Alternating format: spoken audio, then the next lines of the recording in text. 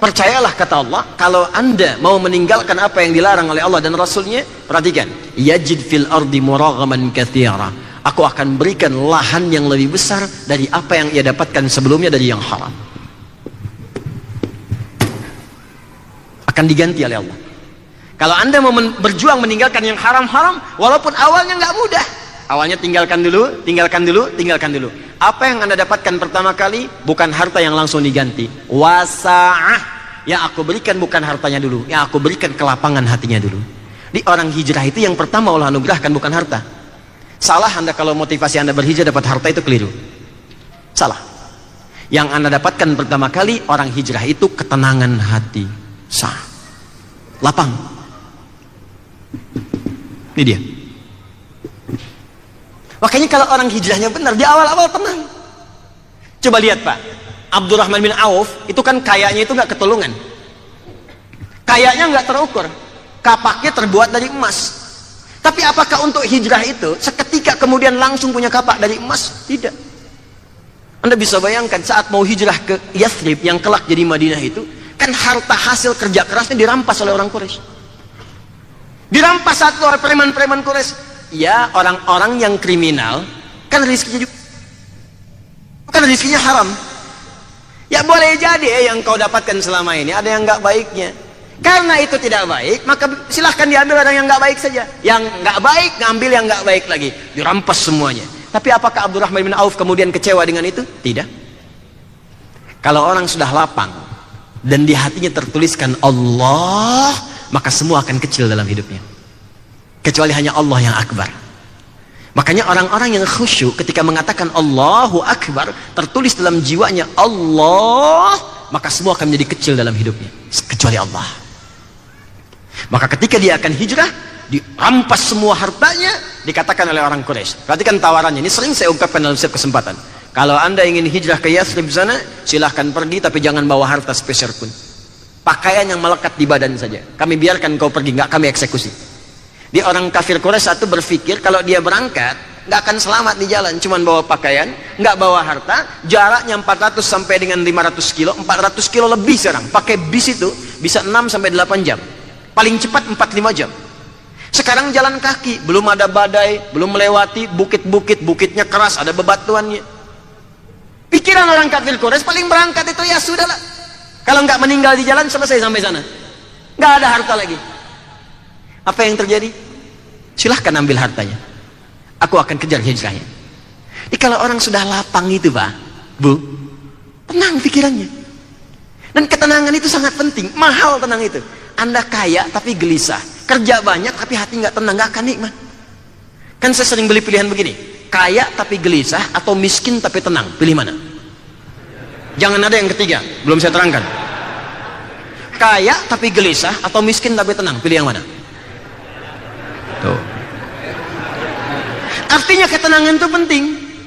Sehat tapi gelisah atau sakit tapi tenang, pilih mana? Itu saking pentingnya ketenangan, itu Anda nggak mau tinggalkan. Makanya ibadah pun didesain oleh Allah untuk menenangkan hati. Coba sholat, baca Al-Quran, berdoa, zikir, itu kan semua zikir namanya. Sholat disebut zikir, Quran surah ke 20 ayat 14 tadi imam kita bacakan, wa aqimis sholata lidzikri. Doa disebut zikir, Quran surah 7 ayat 205, wadhkur rabbaka fin nafsik. Ba'da salat zikir, Quran surah keempat ayat 103, fa idza qadaitumus sholata fadhkurullah. Anda baca Quran zikir, Quran surah 15 ayat 9. Anda murajaah menghafal Quran zikir, Quran surah 54 ayat 17, 22, 32, 40. Apa fungsinya? Menenangkan hati. Dari mana taunya? Quran surah 13 ayat 28. Ala bi dzikrillahi tatmainnul qulub. Makanya saat Anda sholat, tenang hati. Masuk masjid tempat sholat, tenang hati. Baca Quran, tenang hati. Ada masalah, buka mushaf, baca Quran, hati tenang. Ada masalah, sholat, hati tenang. Jadi ketenangan itu penting. Makanya orang yang hijrah, kalau benar hijrahnya, yang pertama diberikan ketenangan hatinya. Jadi kalau Anda hijrah, hati Anda belum tenang, berarti ada yang belum sempurna hijrahnya. Ada tahapan yang terlewati di sini. Maka yang paling dahsyat, saya ini kan mendekat kepada Allah. Allah yang punya rizki, Allah yang punya ketenangan, Allah yang punya ilmu. Saya nggak takut Anda ambil semua harta, tapi saya dekat dengan yang punya semua harta itu. Jadi kalau sudah dekat dengan Allah, mau mintanya gampang. Sudah hatinya tenang, dekat dengan Allah, mau minta apa saja langsung diberikan. Anda dekat dengan pimpinan, pekerjaan Anda mudah. Anda dekat dengan Allah, apa yang tidak mudah bagi Allah? Maka ditinggalkan semua harta itu, berangkat kemudian ke Madinah, ke Yathrib. Begitu sampai sana diterima oleh orang paling kaya di Yathrib. Sami'tu annaka kunta ghaniyan. Saya dengar Anda itu pernah kaya. Khudh nisfa mali, kalau pengen kaya lagi ambil setengah harta saya. Apa jawabannya? Saking tenangnya hatinya mengatakan, jazakallahu khairan bima ma'na arini ainal aswah. Semoga Allah berikan pahala pada Anda. Cukup tunjukkan padaku di mana pusat bisnisnya.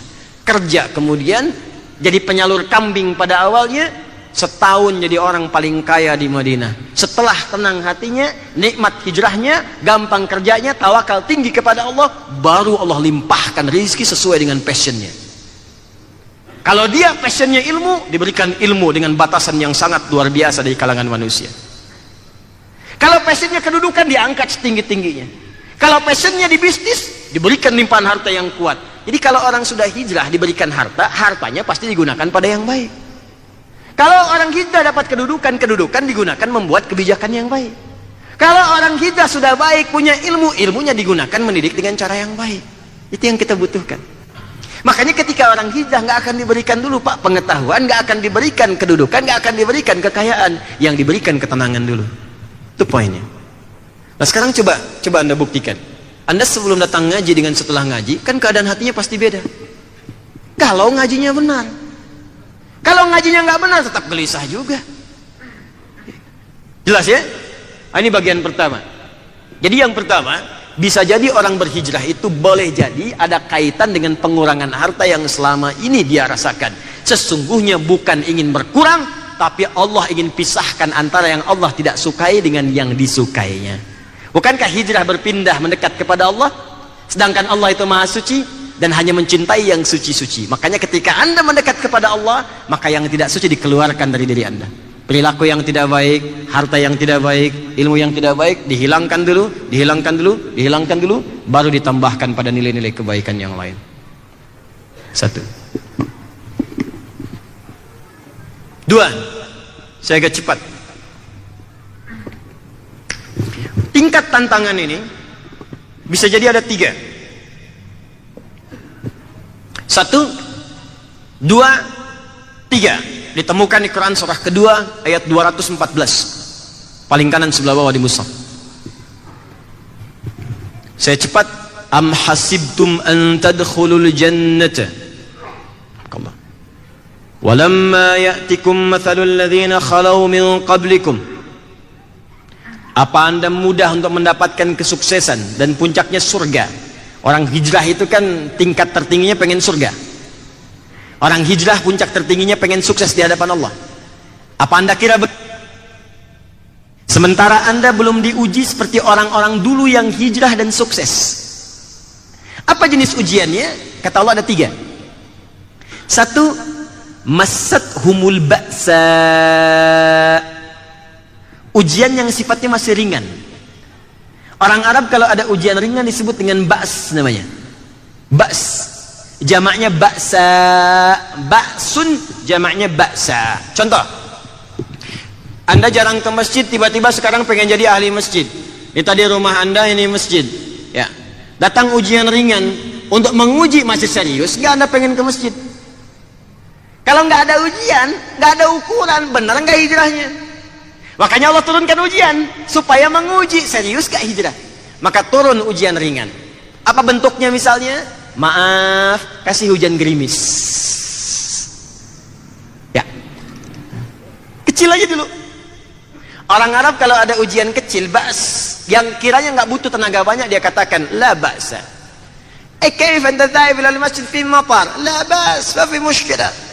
Kamu mau ke masjid tuh hujan di luarnya, nggak ada masalah, kecil kok, cuma ringan aja. Ini payung, aku nggak butuh payung, jalan aja. Itu ba's, dia katakan la ba'sa. Orang Indonesia lebih hebat lagi, sambungkan wasol semua, labas. Labas. Lewat. Untuk nguji, benar nggak pengen hijrah ke masjid, kasih gerimis dulu. Kalau dengan gerimis pun Anda belum ke masjid, mau ke masjid tiba-tiba gerimis, terus gak jadi ke masjidnya, berarti niat Anda berhijrah belum utuh sepenuhnya. Papa kok nggak jadi ke masjid? Hujan mah, kan cuman gerimis, ada payung lagi. Takut riak. Takut riak. Berarti ada masalah, belum sempurna. Mau ta'lim, begitu mau berangkat diuji sedikit. Lewat tukang durian, soto ayam, tukang somai. Masih ringan-ringan. Nanti kalau sudah naik-naik, dorro, dari kata durun. Durun, mulai ke fisik. Dorro, dari kata durun. Mulai kena fisik. Hujannya mulai deras. Masih ke masjid gak? Mulai macet di jalan, masih ta'lim gak? Mulai gak kebagian tempat, masih ta'lim gak? Kalau kita masih bisa lewat, puncaknya yang terakhir, zilzal, wa zulzilu. Kalau bahasa kita gempa, sesuatu yang mengguncang pada hati. Di hatinya mulai dag-digduk, aduh berangkat gak ya? Berangkat gak nih? Bukan deras lagi. Petirnya udah di mana-mana. Dor. Aksesnya sebagian besar terkena banjir. Masih berangkat gak? Sudah kemudian hujan deras, sebagian ada petir, akses tertutup banjir. Masya Allah, ustadznya masih datang juga.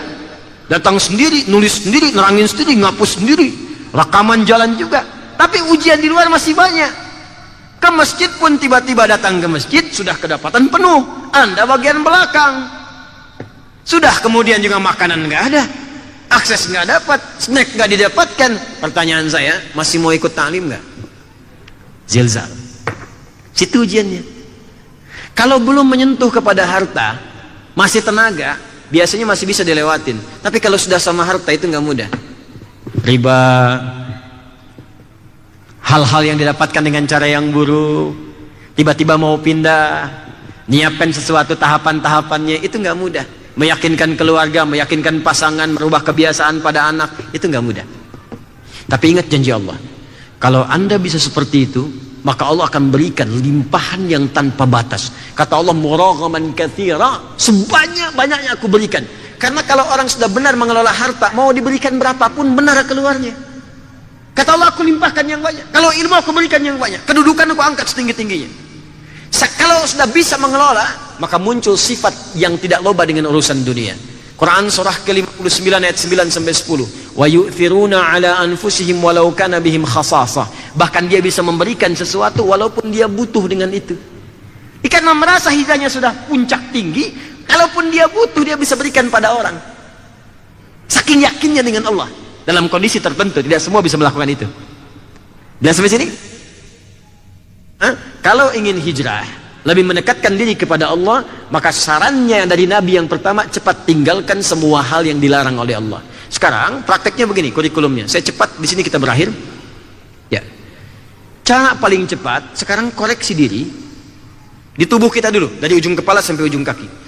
Kebiasaan apa yang melekat pada tubuh kita yang tidak disukai oleh Allah dan diharamkan oleh Rasulullah SAW. Contoh, mata. Bertahap ya, pelan-pelan bertahap. Apa kebiasaan mata yang tidak disukai oleh Allah? Yang dilarang, diharamkan. Menatap gambar yang tidak bagus, tayangan-tayangan yang jorok, pornografi, porno aksi, gambar tak elok. Lihat di handphone, berapa kali buka handphone terbuka hal yang dilarang. Sekarang mulai tinggalkan. Yang ditonton televisi, acara-acara, tinggalkan yang tak bagus. Yang bagus-bagus pakai. Tayangan-tayangan mendidik pakai. Yang nggak mendidik buang jauh-jauh. Karena tantangan hidup sekarang lebih berat. Setannya lebih berpendidikan sekarang. Ya, zaman dulu setan jahiliyah, setannya jahiliyah juga. Orang jahiliyah, setan jahiliyah. Orang modern, setan lebih modern sekarang. Banyak sekarang. Anda baru buka media sosial, baru dibuka berita-berita di media sosial, berita-berita di news yang menggunakan situs-situs tertentu. Begitu Anda buka, demi Allah saya katakan, hampir sekarang 80% isinya racun semua. Pembunuhan di sini, perkosaan di sini, perampokan, zina, mabuk, macam-macam. Di mana berita baik ya sih? Kalaupun ada konten yang baik paling cuma 10%. Dan sekarang kenapa banyak orang berbuat maksiat? Karena mudah mengakses maksiat itu. Buka YouTube ada cara merampok. Dibuka YouTube ada cara mencuri. Ada cara bikin bom, ada cara konten ini. Ya pantas orang mengerjakan maksiat karena ada petunjuknya. Sekarang orang bisa buat sendiri karena bisa diakses langsung dengan handphone yang ia pegang kemanapun, bahkan tanpa batas. Itu poinnya. Maka sekarang coba mulai dari mata, turun nanti ke telinga, turun ke lisan sampai ke ujung kaki. Kalau tubuh kita sudah otomatis bisa berhijrah, maka semua yang melekat pada tubuh ini akan digunakan pada yang baik-baik. Baik itu ilmu, baik itu harta, juga tenaga yang kita gunakan dalam kehidupan. Ini bagian rumus Nabi yang pertama. Fokus. Wal muhajir man hajara ma nahallahu anhu. Ma itu bentuknya menunjuk pada semua tanpa batas. Semua yang dilarang tanpa kecuali. Apapun yang kita kerjakan kalau bersentuhan dengan yang dilarang, tinggalkan. Ya, jika ada yang haram-haram jangan banyak pikir, tinggalkan aja. Ya, kalau sekarang terlibat pada yang haram, kemudian dengan meninggalkan itu tidak ada bekal atau memungkinkan kita masuk pada bab yang lebih sulit hidup kita. Misal Anda bekerja nih, ya, dalam bab fikih ini begini, bekerja di tempat misalnya yang ada ribanya atau ada haramnya di situ. Kemudian Anda ingin tinggalkan seketika, tapi nggak ada modal dari situ. Kalau Anda tinggalkan seketika, jatuhnya lebih kuat, bahkan berdampak pada kehidupan Anda lebih sulit, ya, lebih tidak mudah untuk dijalani, bahkan bisa mengancam kepada jiwa. Maka ulama sepakat di sini, jadikan ini sebagai pijakan, dijalani terlebih dahulu, bikin jembatan, cari pekerjaan lain. Begitu mendapatkan pekerjaan lain, tinggalkan total semua ini, tinggalkan seluruhnya, dapat pekerjaan yang lain. Karena Anda bekerja, rezeki turun. Rumusnya sederhana. Ya, Quran surah ke-51 ayat ke-22. Wa fis samai rizqukum wa ma tu'adun. Di langit rizki dituliskan, dijanjikan diberikan kepada Anda tanpa dikurangi sedikit pun. Bagaimana cara mendapatkannya? Quran surah kedua ayat 168. Ya ayyuhan nasu kulu mimma fil ardi halalan thayyiba. Asal Anda mau kerja dengan cara yang halal, dapatkan yang benar, Allah turunkan rizkinya tanpa dikurangi sedikit pun. Jangan dikira kalau korupsi harta bisa nambah, tidak. Jangan dikira kalau mencuri harta bisa melimpah, tidak. Tetap saja harta Anda segitu, nggak akan nambah, Pak. Yang beda itu cuma berkahnya. Kalau kata Allah 1 miliar, 1 miliar Anda dapat, tanpa mencuri pun dapatnya segitu juga. Jadi ngapain mesti mencuri? Dan rizki itu bukan yang dikumpulkan. Apa yang masuk ke mulut Anda itu rizki Anda. Anda sekarang di tabungan 1 miliar, tapi yang kepake di badan, masuk ke mulut cuma 100 juta sampai meninggal. Sisanya dibagi. Maka yang punya Anda itu yang 100 juta itu. Selama belum masuk ke mulut itu bukan punya Anda. Itu yang sudah Anda masukkan, yang sudah Anda bagikan. Sedekah, zakat, infak, itu bagian Anda. Tapi kalau belum diapa-apakan, cuma dikumpulkan, mungkin itu hak orang lain yang dititipkan di tangan Anda. Boleh jadi begitu. Makanya ngapain korupsi, nggak ada kerjaan. Kalau orang beriman tuh nggak akan korupsi, bikin capek diri sendiri, nggak akan mencuri. Anda kalau mau mencuri, jangan pikirkan diri sendiri. Anda kalau sudah punya keluarga, anak-anak, pikirkan orang tua. Anda orang tua, pikirkan anak. Anda yang berbuat, anak Anda yang susah. Anda yang korupsi, anak Anda yang dibuli.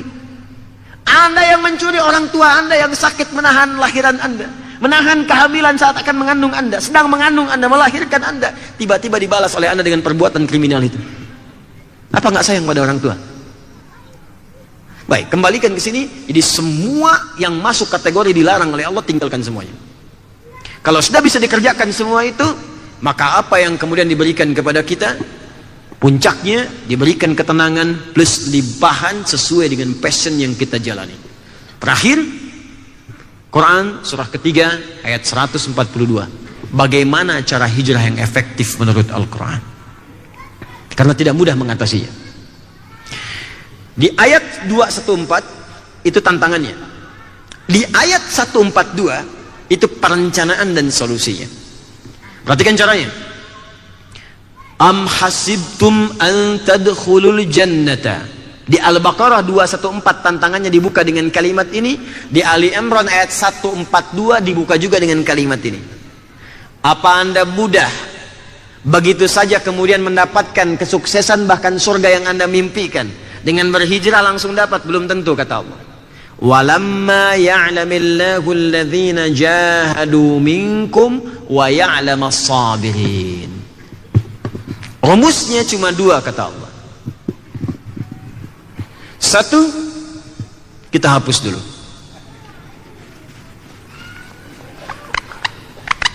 Hijrah itu seperti menghapus, tidak mudah. Kadang-kadang tintanya sulit. Tapi kalau hijrah bersama-sama, kadang-kadang lebih mudah dilakukan. Hijrah berjamaah. Mohon izin, saya lebih fokus serius malam ini supaya materi kita dapatnya banyak gitu. Ya. Tuh kan, kadang-kadang ada bunyinya tak itu. Hijrah tuh ya begitu. Apalagi dosa gitu kan. Dosa itu seperti tinta. Jadi kalau dosanya semakin besar tinggi, menghapusnya nggak mudah. Bahkan kadang-kadang harus butuh odol, ya, butuh minyak kayu putih gitu. Butuh yang lain lagi dan sebagainya. Tapi kalau tintanya kecil-kecil, dosa kecil, dihapus sedikit hilang. Ya. Silakan. Tapi jangan hapus yang tidak ingin saya hapus ya. Ya. Baik. Saya hitung sampai 10 ya. 1, 2, 3, 4, 5, 6, 7. 8, 9, kullu nafsin dha'iqatul maut. Dah. Lihat sini. Ini bagian terakhir dari kita.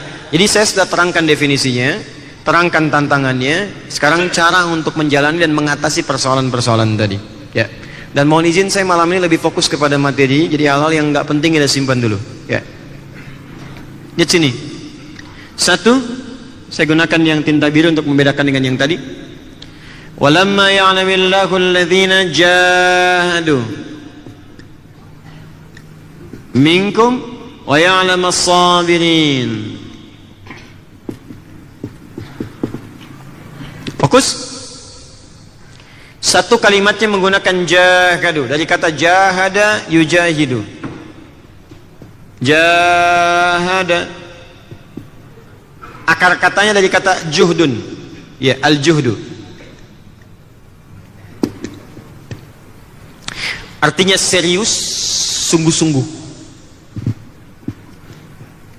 Serius, sungguh-sungguh. Jadi kalau mau hijrah mesti serius, jangan tanggung, mesti sungguh-sungguh. Kalau nggak serius hasilnya nggak akan sempurna. Tahajud yuk, ayo. Jam berapa bangun? Aku mangke weh. Susah. Yang kayak kumaha gitu. Nanti bagaimana? Jadi kalau kitanya nggak serius, setengah-setengah, hasilnya pun nggak akan maksimal. Bangun jam berapa? Jam 3, siap. Ayo. Alarm berapa diatur? Ya udah 3 kali deh. Sepakat. Jam berapa? 2:04, 2:30, 2:45. Ya udah, atur 3 kali. Yang alarm pertama bangun, matikan alarm kedua. Alarm kedua bangun, matikan alarm ketiga. Alarm ketiga siap-siap, ya kan? Yang penting konsisten dulu, jam 3 bangun. Nah, serius, sungguh-sungguh. Yang paling menarik teman-teman sekalian, akar kata ini sebetulnya bisa tanpa menggunakan alif. Jahada ya jahadu. Tapi kenapa menggunakan alif? Jahada. Masih ingat tadi di awal yang saya terangkan? Ketika menggunakan alif, orang hijrah pasti butuh proses. Pasti ada tantangan. Kalaupun menghadapi tantangan, hadapi dengan sungguh-sungguh juga.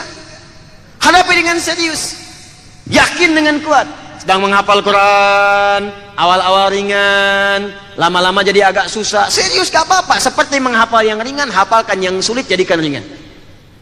Alif Lam Mim, masih ringan. 1 menit gak nyampe. Ya ayyuhalladzina amanu, ya ayyuhalladzina amanu, ya ayyuhalladzina amanu. Sejam gak hafal-hafal.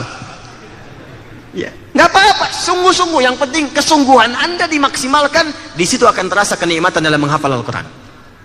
Teruskan, dapat. Yang kedua, ini yang belum saya ajarkan. Alif itu bisa berfungsi mufa'alah, menunjuk makna saling. Contoh, rahmukallah, safaha yusafihu, saling bersalaman. Yang satu menyodorkan, yang satu menyambut, pakai alif. Contoh, saling menjaga dan mengingatkan, pakai alif. Hafadha yuhafidhu. Menjaga, hafidha yahfadhu. Saling menjaga, hafadha yuhafidhu. Yang paling menarik ketika Allah meminta kita menjaga waktu sholat, kalimatnya menggunakan alif. Buka Quran surah kedua Al-Baqarah ayat 238. Paling kanan sebelah atas di mushaf. Hafidhu ala sholawat, pakai alif. Hafidhu. Bukan sekedar jaga. Kata Allah, jaga waktu sholat, jangan lewat. Jaga waktu sholat. tunaikan tepat waktu. Tapi kalimatnya bukan sekedar dijaga, saling menjaga, saling ingatkan. Mungkin bapaknya ingat, anaknya tidak. Bapak ke masjid, anaknya tidak. Ibunya sholat, anaknya tidak. Anak sholat, bapak tidak. Maka yang Quran katakan, jangan sampai di rumah ada yang sholat, yang lain tidak. Saling mengingatkan satu dengan yang lainnya.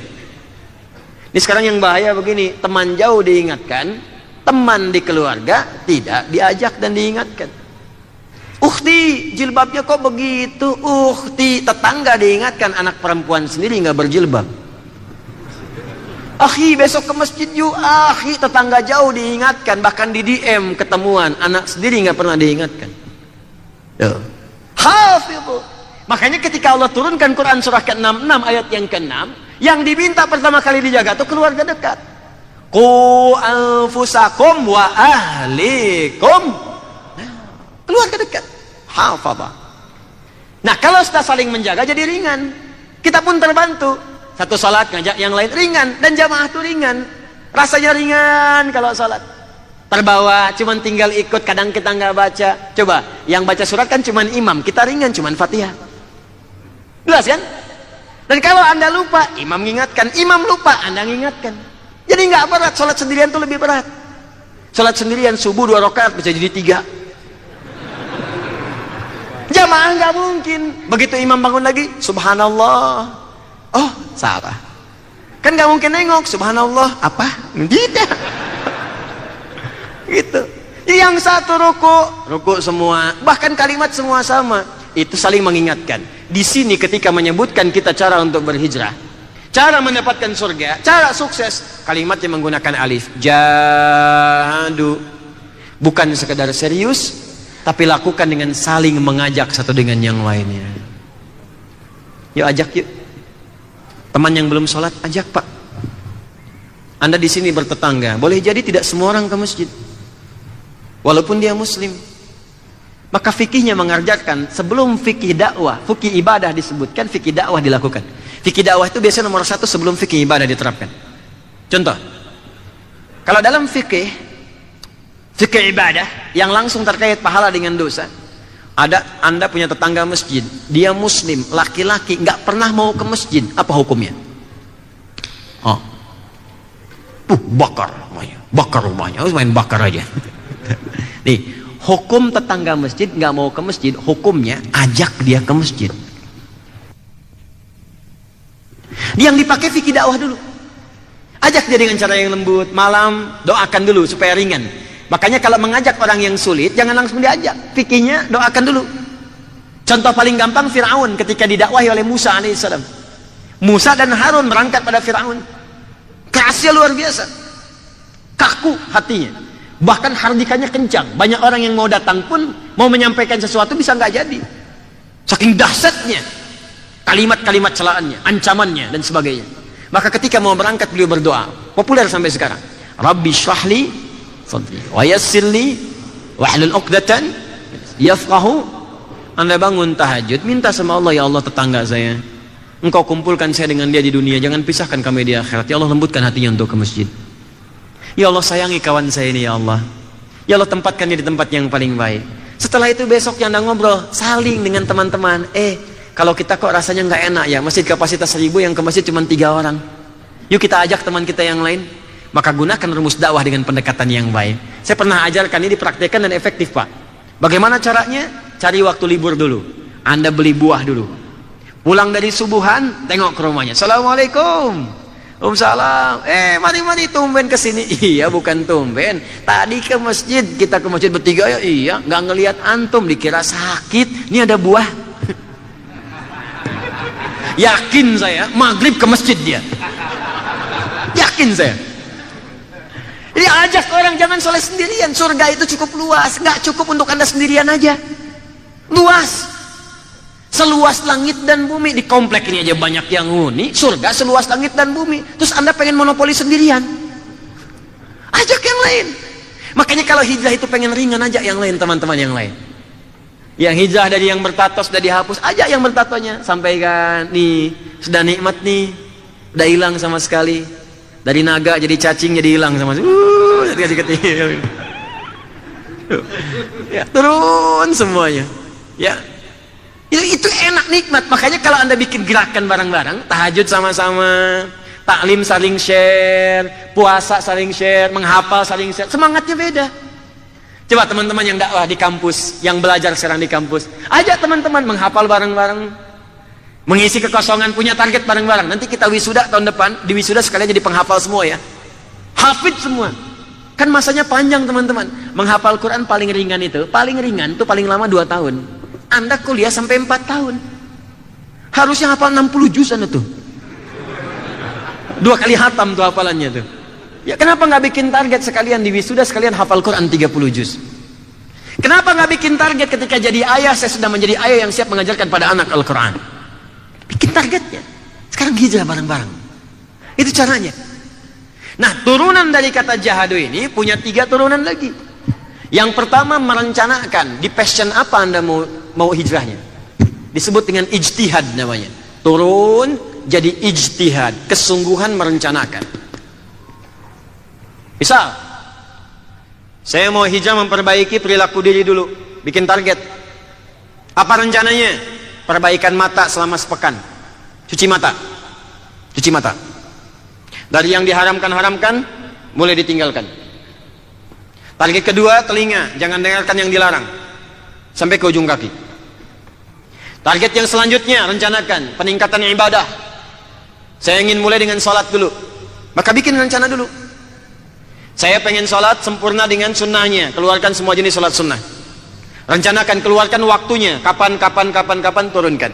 Kalau pengen mudah, share dengan yang lain, supaya bebannya jadi ringan. Minimal ketika ditanya, enak jawabnya. Awal-awal tuh motivasinya belum tentu ikhlas semua.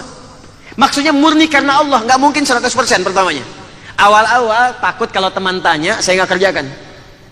Lama-lama hilang semua itu, jadi kebiasaan. Kebiasaan sudah nggak peduli. Mau teman ngajak, mau tidak, lillah, hubungan langsung dengan Allah Subhanahu wa taala. Kalau sudah seperti itu, levelnya naik lagi. Tambah ke ilmu. Mulai petakan di mana ada kajian-kajian supaya menambah ilmu. Mustahil ibadah tanpa ilmu yang benar, bisa celaka nanti. Semangat sholat cuman ilmu nggak ada. Besok Idul Fitri jadi 3 rakaat. Belajar fikihnya. Tambahkan. Mulai ke harta benda, pengen usaha apa yang dihalalkan, bikin komunitas. Supaya gampang. Bikin komunitas. Kamu jualan apa, saya jualan apa, terus bikin aplikasi bareng-bareng. Terapkan dengan cara yang benar. Share dengan komunitas muslim. Di sini kan banyak teman-teman. Apa kurang 200 juta itu orang Islam ada di sini? Kalau Anda buka pasti mereka pengen. Nih beras. Nih produknya sayuran. Nih produknya pakaian. Nih produknya kopi. Nih produknya tumbuhan. Keluarkan semua. Kalau bisa bikin dengan nama-nama yang indah. Ya Masya Allah. Kopi hijrah. Beras soleh. Masya Allah. Ya bikin aja pokoknya. Ya. Baju Firdaus, apa aja pokoknya lah. Ya. Apa maksudnya nih baju Firdaus? Baju yang kalau bapak pakai sholat dengan khusyuk bisa masuk surga Firdaus. Karena kalimat pertama amalan surga Firdaus, alladzina hum fi sholatihim khashi'un. Pakai barcode di sininya. Langsung ketika di scan menunjuk ke surah Al-Mu'minun ayat yang kedua. Anda nggak perlu hafal Quran, bikin barcode cukup nyampe. Gitu caranya. Itu passion. Apalagi di kita masyarakatnya senang dengan sesuatu yang baru. Ya, kecenderungannya cepat kaget, gampang kagum. Jadi kalau ada sesuatu yang menarik cepat dilakukan. Bikin mall, datang ke situ. Numpang kagum aja, belanja enggak. Nah ini. Jadi mulai rencanakan sekarang. Passion Anda apa? Mulai. Jadi jangan sampai hijrah ke tempat yang bukan passion Anda di situ. Di tempat Anda aja. Anda artis, public figure, hijrah. Ya hijrahnya gampang, gak usah ahli profesi. Ini bakat Anda di acting, pindah ke pedagang, gak akan nyambung. Kecuali kalau ada bakat baru yang ingin diinginkan, boleh silahkan. Pindah aja, lakukan adegan-adegan yang sekarang yang dibenarkan oleh syariat Islam. Bikin sinetron yang islami, bikin tayangan-tayangan islami, terlibat di iklan yang islami. Anda sekarang pengen hijrah, kemana belajarnya? Kampus, silahkan jadi insinyur.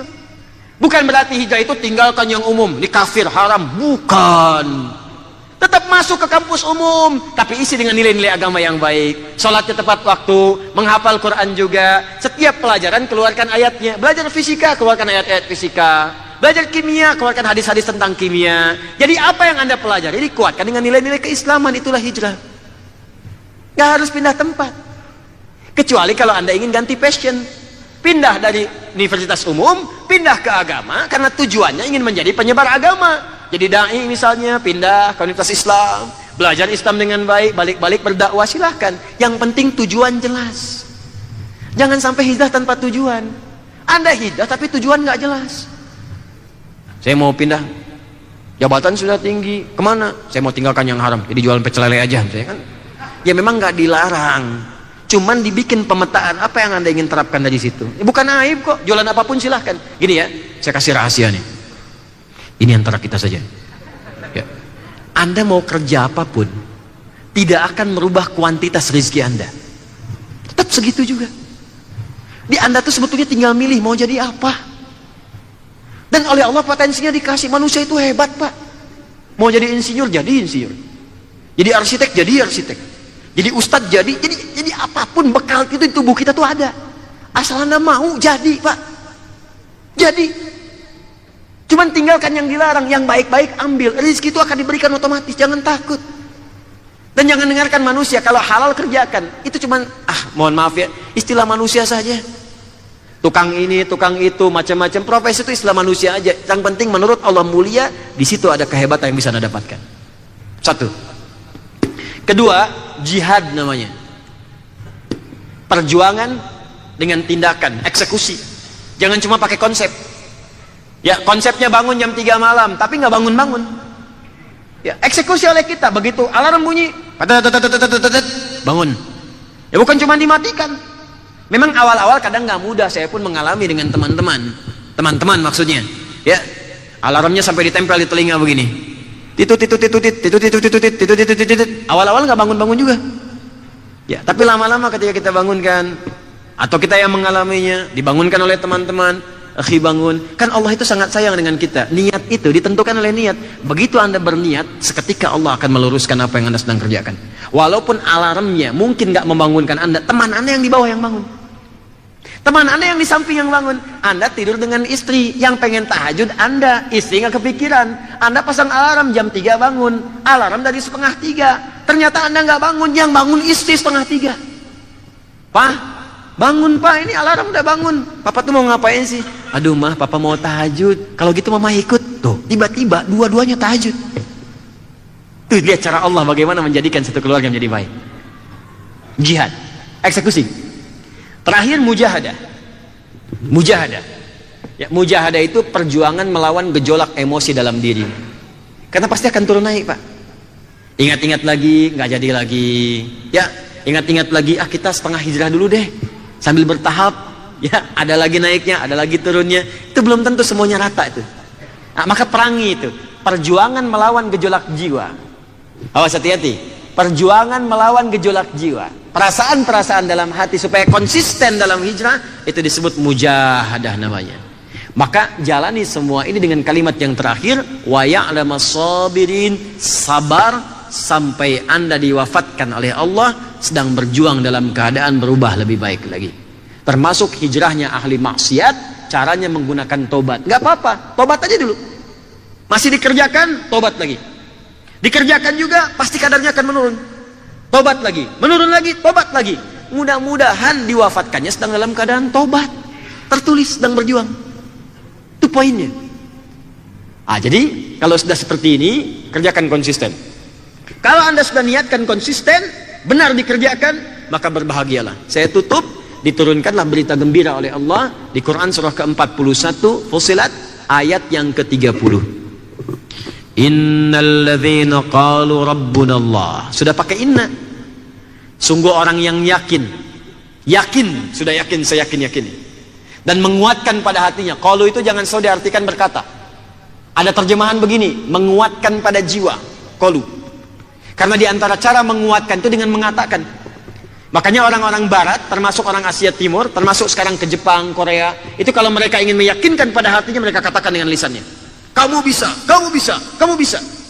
Dulu saya sering katakan saat saya kecil itu ada tayangan Benteng Takeshi. Ya, begitu akan menaklukkan Benteng Takeshi, kata, kamu bisa, kamu bisa, kamu bisa.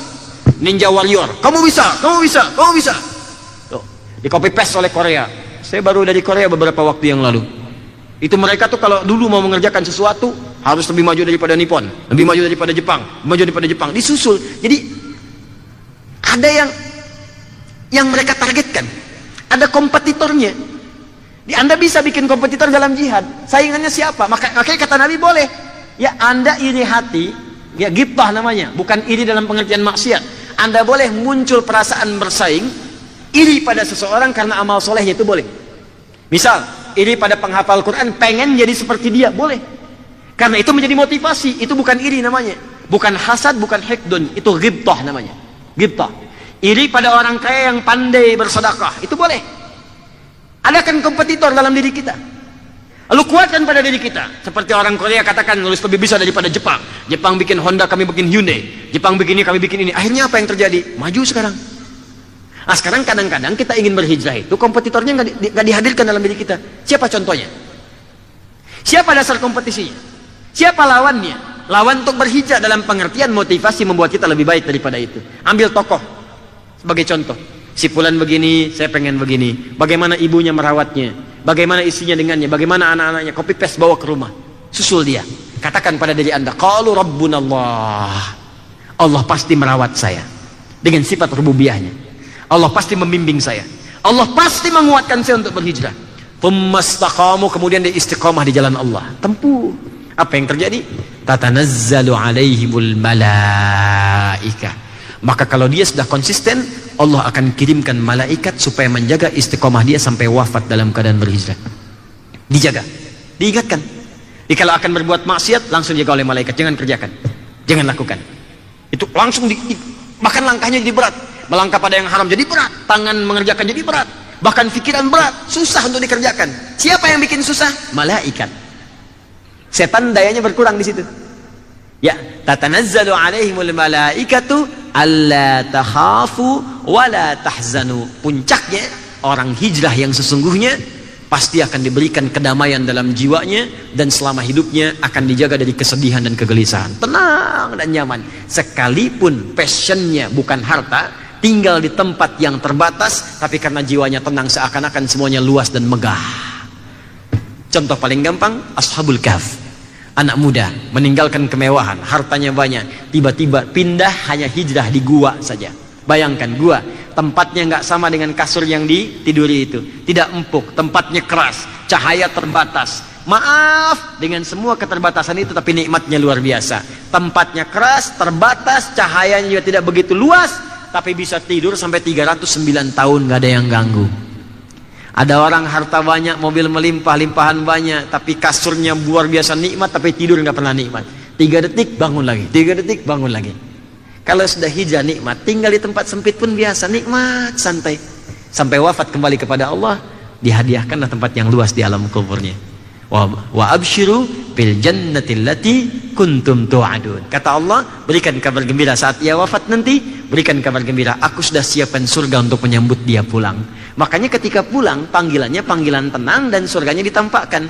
Quran surah ke-89 ayat 27 sampai 30. Ya ayyatuhan nafsul mutmainnah. Hei jiwa yang tenang, karena sudah tenang. Jadi hijrah melahirkan ketenangan. Dia tinggalkan maksiat, dia tinggalkan yang haram, tenang hatinya saat pulang.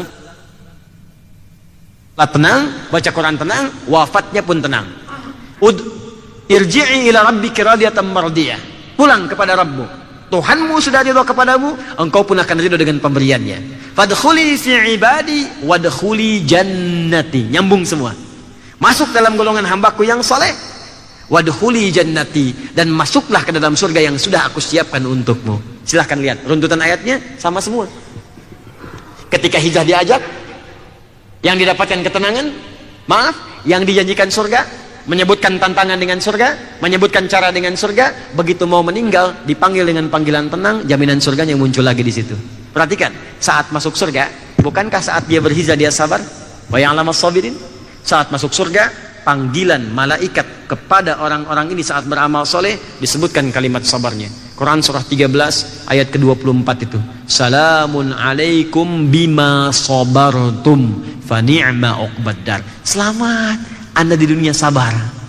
Sabar hijrah bisa menghafal Quran, sabar dalam tahajud, sabar dalam meninggalkan maksiat, sabar dalam beramal soleh. Selamat dengan kesabaran itu Anda wafat. Sekarang silahkan nikmati surga yang telah dijanjikan kepadamu, tempat terindah yang belum pernah dijamah oleh siapapun. Itulah hijrah dan istiqamah dalam Al-Quran dan sunnah Rasulullah sallallahu alaihi wasallam. Baik, saya bacakan satu saja. Setelah itu saya tutup dengan mengumumkan pengumuman.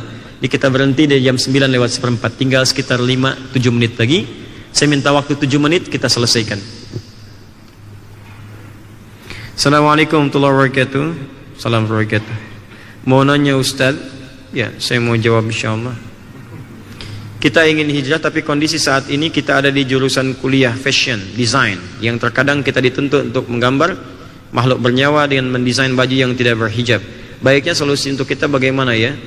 Sederhana, arahkan desainnya sebagai modal untuk membuat desain Islami.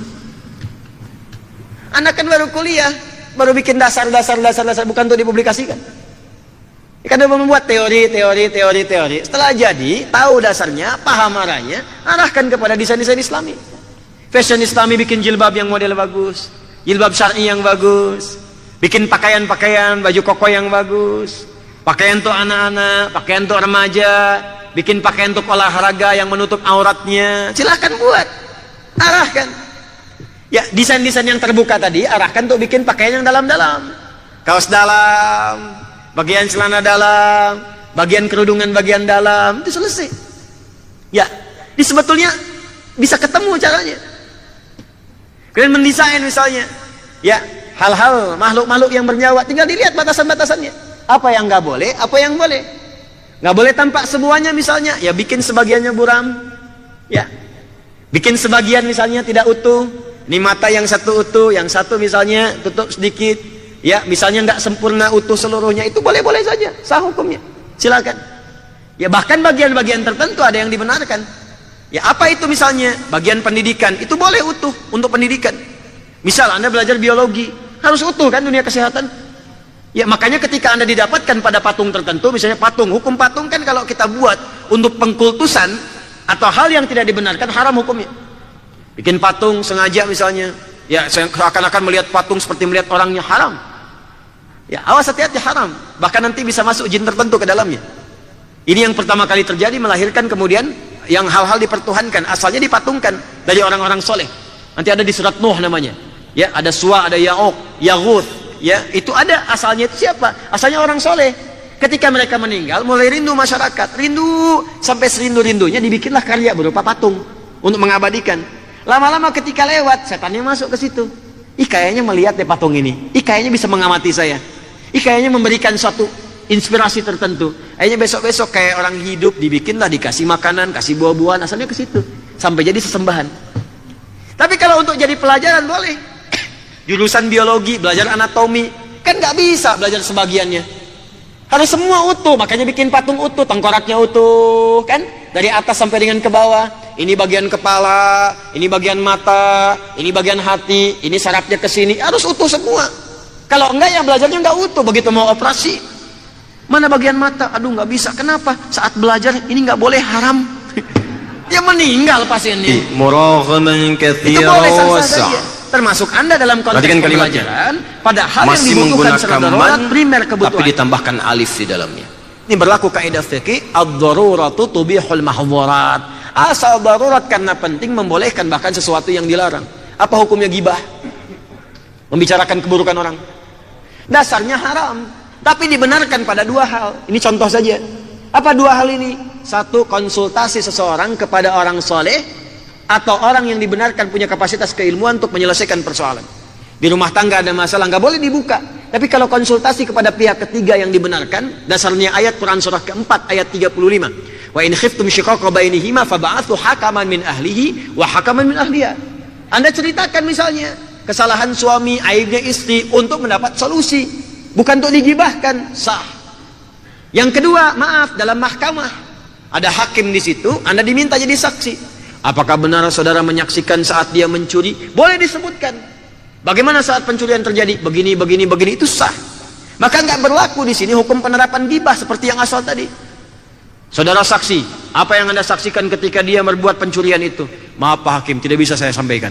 Kenapa nggak bisa Anda sampaikan? Anda kan saksi. Gibah Pak. Saya takut Pak, kalau benar gibah, kalau salah fitnah. Itu menempatkan hadis bukan pada tempatnya. Jelas sampai sini? Maka bagian yang Anda tanyakan ini, kalau ini desain untuk pembelajaran, hal-hal yang Anda siapkan untuk membuat desain-desain Islami di masa depan, maka sah-sah saja. Itu dalam konteks pembelajaran. Jelas? Nanti kalau saya sarankan, kalau Anda nanti mau membuat teman-teman sekalian, ke depannya bahkan ya paket-paket tertentu, kalau bisa ya langsung aja arahkan. Bikin karya tulisnya tentang fashion Islami. Fashion Islami di masa milenial. Ya, Masya Allah. Membuat jilbab anti air. Kan? Membuat celana sarung anti banjir. Gimana caranya? Ya, begitu ada banjir, angkat sarungnya. Ya kan? Pokoknya bikinlah yang luar biasa ya.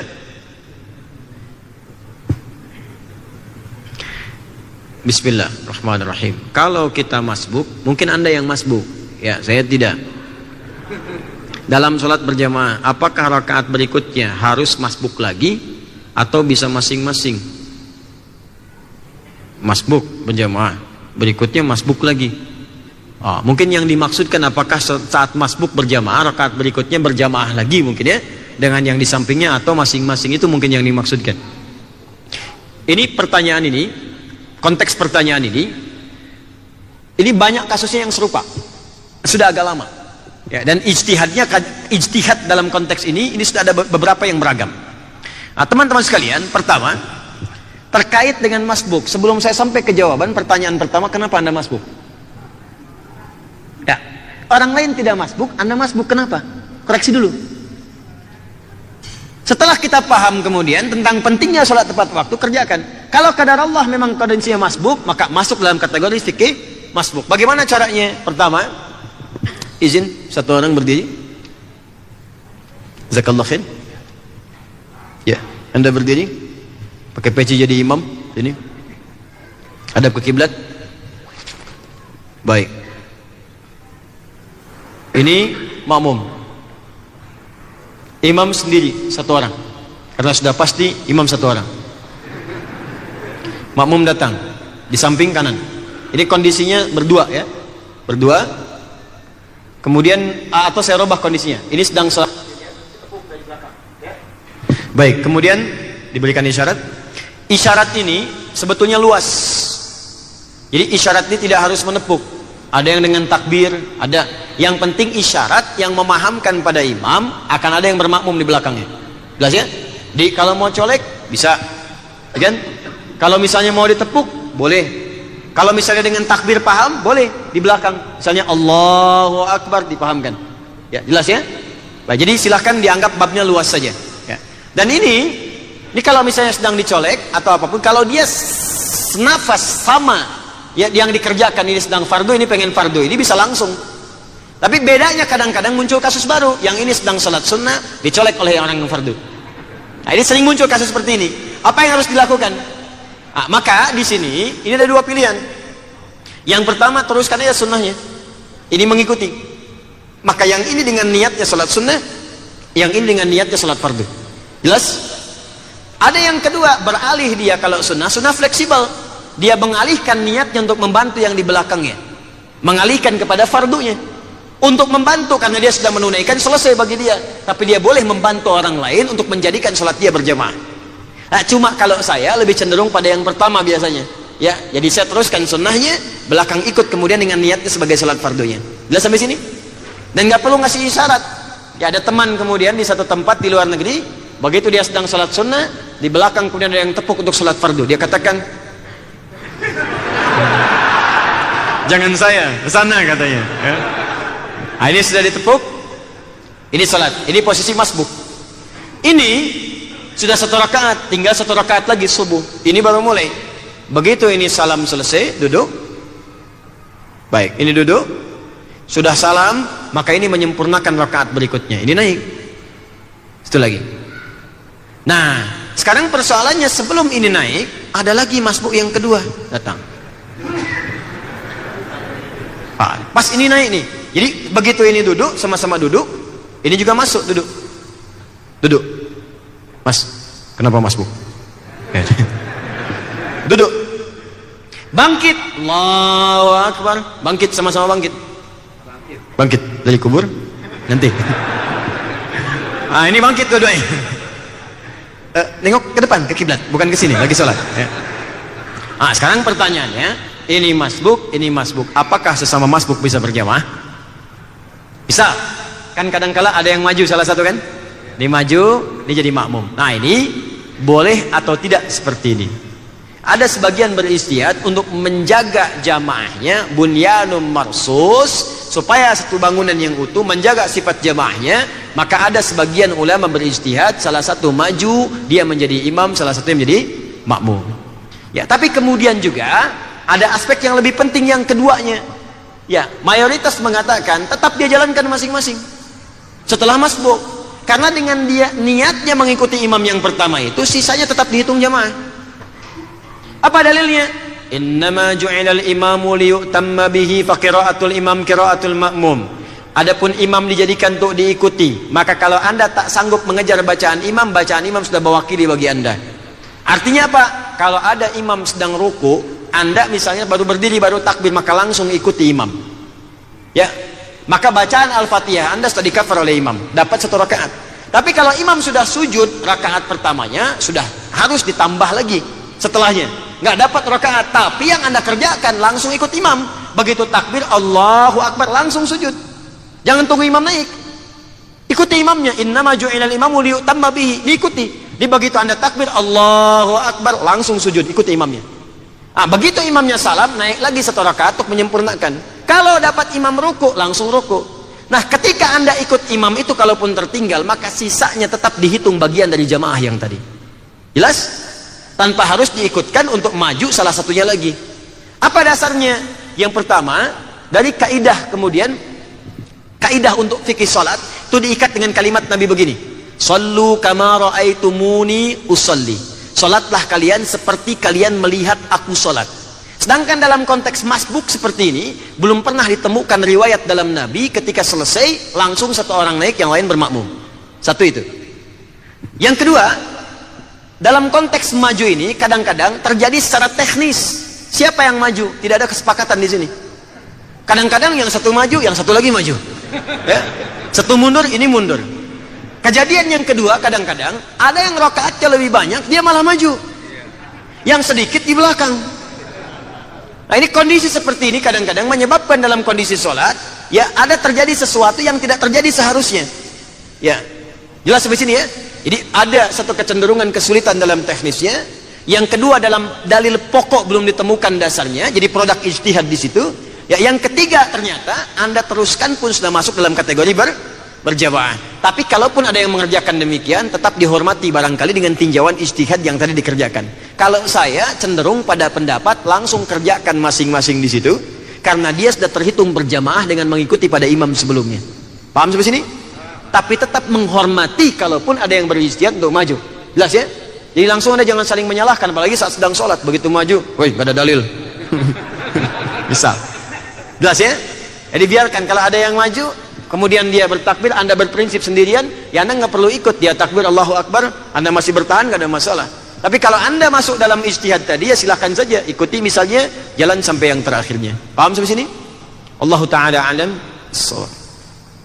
Baik, saya kira saya sudah menepati janji saya, dan mohon maaf lebih 5 menit. Ini sebagian pertanyaannya saya kumpulkan, insya Allah dijawab di lain kesempatan. Teman-teman sekalian, saya izin menyampaikan pengumuman.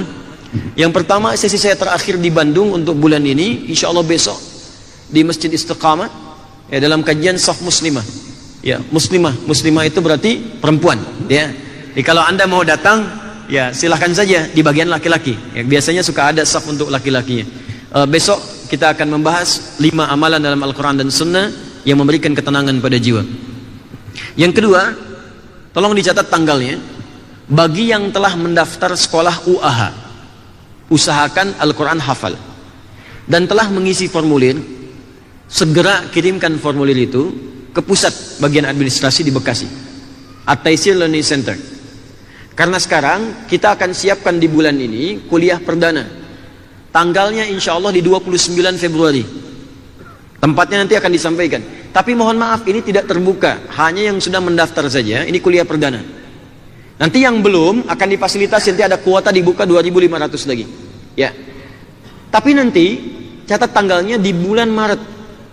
Tanggal 22. Ya, tanggal berapa? 22 Maret. Akan diadakan bimbingan terbuka langsung seharian. Dari pagi sampai sore. Diajarkan cara menghafal Quran untuk persiapan di bulan Ramadan. Ya, persiapan 30 hari. Ya, jadi bagaimana cara memanfaatkannya, dan saya sudah tuliskan bukunya, sudah dicetak, siap untuk 10.000. Jadi 10.000 eksemplar nanti kita sudah siapkan, di situ sudah saya tuliskan semua. Jadi sering banyak orang bertanya pengen ke Bekasi, ada yang sudah bawa koper, ada yang sudah nanya i'tikaf, enggak semua bisa ketampung. Nanti saya berikan caranya, kita share, ajarkan di situ. Begini caranya, ada induksi selama sebulan, Anda bisa kerjakan masing-masing. Saat Ramadan, Anda lakukan bisa di masjid manapun Anda i'tikaf. Bisa di Al-Multazam, bisa di Istiqamah, ya bisa di tempat-tempat lain. Insya Allah di tanggal 22 Maret. Tempatnya nanti kami sampaikan kemudian, karena ini nanti ada desain yang belajar selama seharian penuh. Dari pagi sampai dengan sore. Ya. Kemudian yang terakhir, yang ketiga. Ini juga penting. Bagi teman-teman, saya ulangi, bagi teman-teman yang punya nanti kesempatan untuk belajar. Saya ulang, kesempatan untuk belajar. Khususnya dalam bidang agama, passion ya untuk ke Timur Tengah.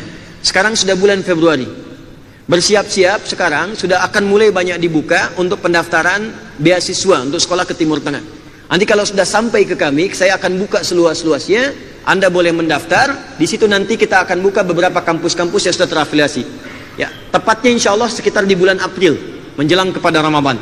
Ya, nanti ada yang jurusannya ke Al-Azhar, ya ada yang ke Tripoli Libya, ada yang ke Turki, ada yang ke Sudan, termasuk insya Allah mudah-mudahan nanti ada yang ke Madinah dengan Ummul Qura, ya dengan izin Allah Subhanahu wa taala. Semoga kita dimuliakan oleh Allah Subhanahu wa taala, diterima amal ibadah kita insya Allah, dan dimudahkan kita untuk berhijrah dengan istiqamah di jalan Allah Subhanahu wa taala. Allahumma taqabbal minna innaka antas samiul alim wa tub alaina innaka antat tawwabur rahim. اللهم وفقنا بما تعلمنا علمنا يا الله ما جهلنا اللهم وفقنا لنفهم ما تعلمنا به وفقنا لنعمل ما تعلمنا به اللهم ربنا آتنا في الدنيا حسنة وفي الآخرة حسنة وقنا عذاب النار بفضلك سبحان ربك رب العزة عما يصفون وسلام على المرسلين وآخر دعوانا سبحانك اللهم وبحمدك أشهد أن لا إله إلا أنت نستغفرك ونتوب إليك والحمد لله رب العالمين ثم السلام عليكم ورحمة الله وبركاته.